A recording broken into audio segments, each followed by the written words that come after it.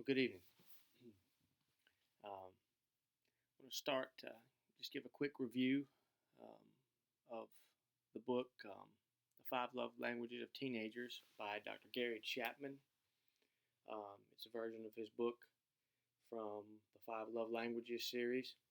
So I just kind of want to give a brief overview of the book by chapter as briefly as I can, then give my thoughts, my overall rating of the book. So Dr. Chapman begins in the first chapter. He helps the reader understand the contemporary teen. He highlights the differences and similarities between teens of today and teens of the past. And he gives us the understanding that the teenager of today, the term teenager, is relatively new. They haven't always been recognized as a group, as a separate group, age group. Dr. Chapman then goes on to explain some of the history behind how teenagers became to be recognized as teenagers. We have a shift a couple hundred years ago in thinking towards more industrial type society, and at that time, more people were being able to move away from their places of origin, and they were able to work in these factories, and they were able to develop a sense of identity somewhat different than their parents, or somewhat independently of their parents. A man could go and find a trade as a machinist or a factory worker of some type. And so that's kind of what led eventually to teenagers or young people being recognized as a separate age group. So Dr. Chapman highlights some differences between teens of the past and the teenager of today. And some of these are very drastic. For one, we have. For one, he highlights to begin with. He highlights some of the similarities between teens of the past and teens of today, and he goes into differences as well. But he begins with similarities, and so teens have a state of mental and physical change. They are also learning to think more logically and abstractly. They are confronting their own views of morality and values, and they're also thinking about sexuality and marriage, and questioning things of their future. And then we have some fundamental differences: technology, knowledge of and exposure to violence, fragmented families, knowledge of and exposure to sexuality. We have a neutral and moral religious values as well in today's society. And then Dr. Chapman ends out with a ray of hope. He says that surveys and studies have shown, in spite of all of these negatives and what you might say pushes toward independence, teens still very much highly value their parents for their guidance in life. And then consequently, Dr. Chapman goes to the next chapter. He gives some statistics to show that not everything you hear about teenagers is bad. The majority of the teenagers that you see in society that you see as the bad seed, so to speak, they are a very, very small part of the population. They're a very small minority. About 10% of the overall population that we see turns out bad. Teenage years do not have to be any more problematic than any other time of life. It's very much tied in to how we respond and how we learn to love them. So teens need several things. They need a good loving relation. They want a good loving relationship with their parents. They need uh, parental presence, and then they need, with that presence, they need a solid connection through communication. They need to feel accepted. They don't need to be feel ostracized. They need also to be a feeling of nurturement. Uh, and then in the next several chapters, Dr. Chapman goes on and he discusses the various five love languages: words of affirmation, physical touch, quality time, acts of service, and gifts.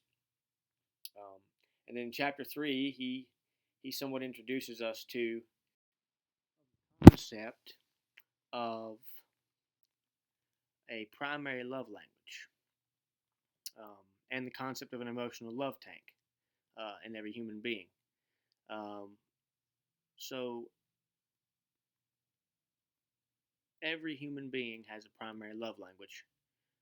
There's five of them, but every human being has a primary love language. And so these love languages, they serve as a conduit for love in a person's life. And then moving on to chapter 8, Dr. Chapman, he gives insight on how to determine a teen's primary love language.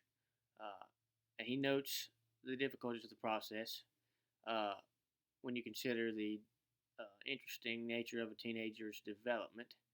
Uh, Anyone who's ever spent time around teenagers, you can imagine just uh, how interesting, how it's one of the most unique times of life. Few times are like it. Um, so they're developing both physically, mentally, and emotionally. So one of the reasons, or one of the methods for discovering, is simply just to ask good questions of your teenager, and that can help them open up about what's going on in their minds. Um,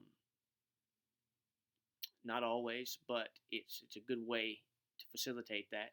Another method is just to observe uh, their behavior, um, their complaints, and the requests they make. A lot of times you can learn a lot through those two things, or those several things. And then lastly, experiment by expressing to your teen various love languages uh, at different times, different intervals, and um, a lot of times they will respond in some ways. They'll respond negatively to some, positively to others, and you can get an idea that way. Um, and then, importantly, is to learn to speak all five love languages to your teen, not just their primary language. And chapter 9, Dr. Chapman, he aims to help parents deal with the topic of anger and love. Uh, he describes love and anger as being opposite sides of the same coin, uh, rather than being opposed to one another, or being opposite, having opposite meanings. So, love and rightly directed anger both seek the good of the other person.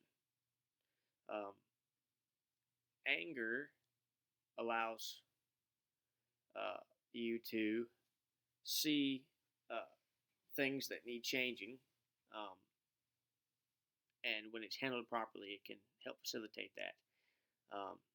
In chapter 10, uh, he directs chapter 10 to teens and their anger issues and how helping them to deal effectively with those things. Um, and he another thing he uh, gives is just simply to listen to when a teen is angry with you for some reason. Just to listen to their hear what they're saying, rather than simply trying to immediately correct them for yelling at you, but try and hear what's going on and where the source of that anger is coming from.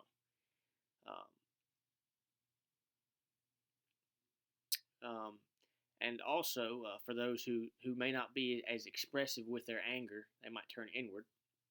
Um, but above all, is to create an atmosphere that will encourage teens to communicate. Uh, don't simply put your foot down when it's not necessary to put your foot down at a given juncture of time. In chapter 11, we see uh, it deals with the idea of a teen's emerging need for independence and love. Um, independence, a healthy independence must be encouraged, and their need for love also must be fostered. We have to realize that they are moving towards adulthood, and they are also gaining new ways of seeing things, and they're learning new things that they were not able to previously learn as children. We have to be understanding of that, and we have to lovingly correct them, but we have to realize that they are moving towards independent adulthood. And then in chapter 12, we have the relationship between love and responsibility. Freedom and responsibility, Dr. Chapman says, are joined together. They are the degree of freedom you have also comes with the same degree of responsibility. Freedom and responsibility are not separate entities, they are packaged together. In chapter 13, we have dealings with showing love when a teen fails. Anybody who has lived long enough on this earth knows that we're prone to fail. It's just a given in life. So we are given different types of failures in chapter 13. We're given practical steps. Parents are given practical steps who may be involved in situations where their teen has failed in various ways. And so lovingly responding to them in the aftermath of their failure is the best thing that can be done. I know that's often not what is the most natural desire when a teen fails. Anger is one of those things that does come up, and oftentimes, depending on the situation. But lovingly responding, love is the key here. And moving on to chapter 14. In chapter 14, we have various challenges of showing love in single parent families. And then you can imagine there's many of those, and that has their own unique challenges. In chapter 15, we read about showing love in blended families. And as I noted before, love is the key. The principles that have been outlined in this book are very much applicable to both of these situations, single parent families and blended families. And in learning to love intelligently is the key to success. This book has been very informative. It's been very helpful to me personally as I've read it, and it's given me food for thought. I would highly recommend it to parents, to church leaders, or to someone who's simply wanting to develop a greater understanding of how to relate to teens. It's been a very, very insightful, impactful read.